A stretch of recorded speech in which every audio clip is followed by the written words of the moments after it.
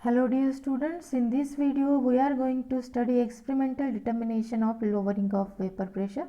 So to determine this lowering of vapor pressure experimentally, we are using Ostwald and Walker's dynamic method, and it is also known as transpiration method. So you can see here the diagram of this Ostwald-Walker's apparatus. There are three chambers in this apparatus. First one is the solution chamber, or you can also see called it as a solution bulb, then solvent chamber, and then dehydrating agent chamber. So as a dehydrating agent, here anhydrous calcium chloride is used, and it is useful when we use the solvent water. Okay, so it is very useful as this can easily absorb moisture. So होता क्या है इस apparatus में या फिर इस experiment में, ये पहले चेंबर में रखा गया है सोल्यूशन बनाया कैसे गया है? सोल्यूशन बनाने के लिए सोलवेंट जो लिया है वो वोलाटाइल है। वोलाटाइल आप जानते हैं क्या होता है, और जो सोल्यूट उसमें ऐड किया गया है वो नॉन वोलाटाइल है। ठीक है, तो इस तरीके से ये सोल्यूशन बनाया गया है। यहाँ पर रखा गया है pure solvent.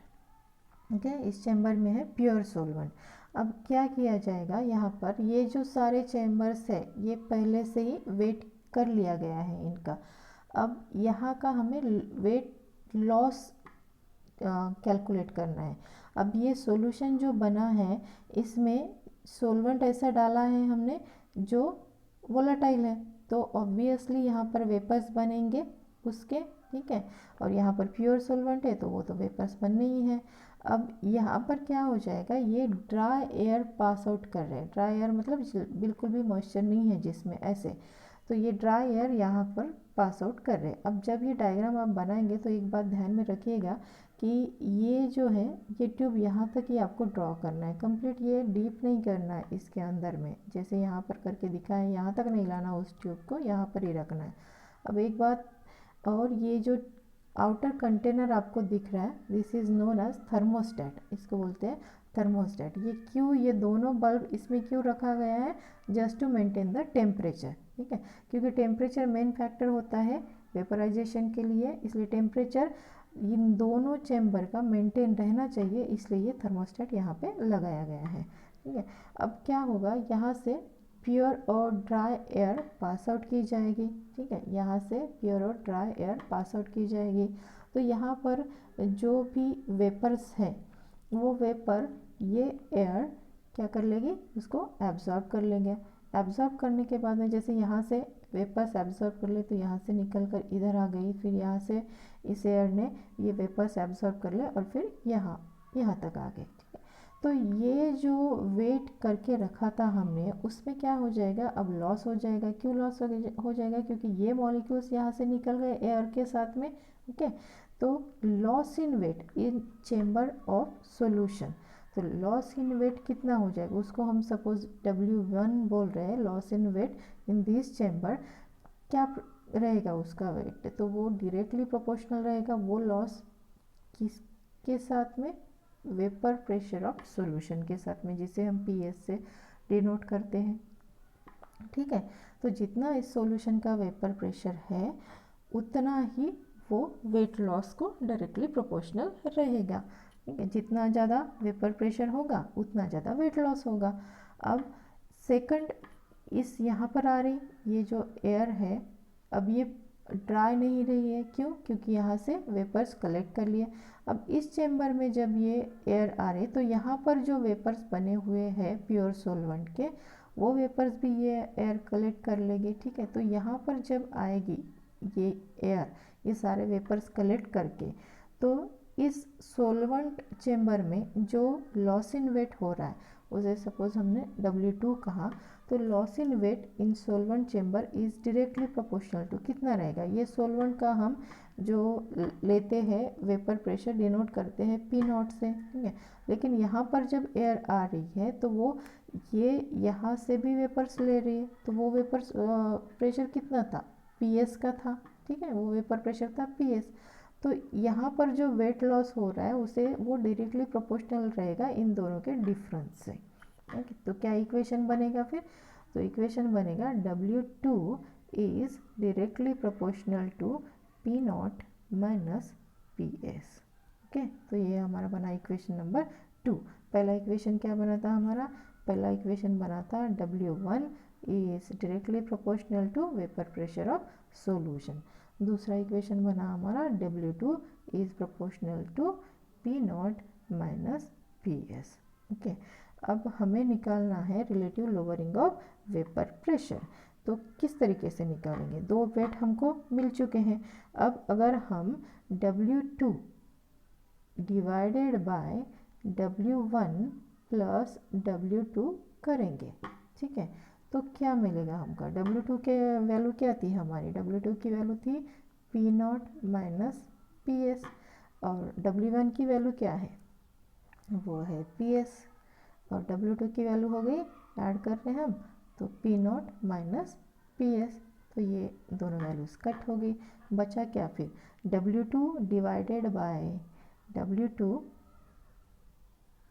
Divided by W1 plus W2 is equal to P naught minus PS divided by P naught. ये इक्वेशन बना, ठीक है। अब ये इक्वेशन जैसे बना है, उस इक्वेशन को सपोज हम इक्वेशन नंबर 3 बोल रहेंगे, तो यही इक्वेशन जो हुआ, जो अभी हमको मिला, क्या मिला हमको? P naught minus PS divided by P not. Okay, तो ये जो होता है इसी को हम बोलते हैं relative lowering of vapour pressure.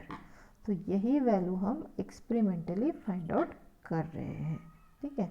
तो कभी कभी न्यूमेरिकल में आपको ये या तो ये वैल्यू कैलकुलेट करने के लिए बोलते हैं, या फिर ये कंप्लीट वैल्यू फाइंड आउट करने के लिए बोलते हैं, ठीक है। तो find out the relative lowering of vapour pressure, उसकी वैल्यू आपको निकालनी है। तो ये है वो फार्मूला जिससे आपको निकालना है। ये एक्सपेरिमेंटली फाइंड आउट किया जाता है, ठीक है।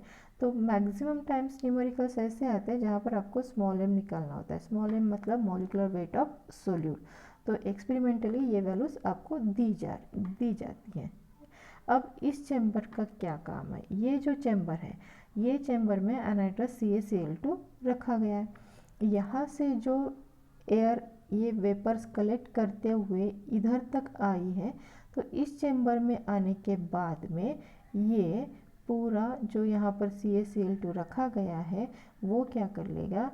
ये जो मॉइस्चर है, जो हमने सोलवेंट यूज़ किया है, उसको करेगा एब्जॉर्ब, ठीक है, वो एब्जॉर्ब कर लेगा। तो उसके बाद में ये कंप्लीट जो है, इसको हम वेट करेंगे उसका, ठीक। तो ये टोटल लॉस इन वेट हमको मिलेगा। टोटल लॉस इन वेट कितना हो जाएगा?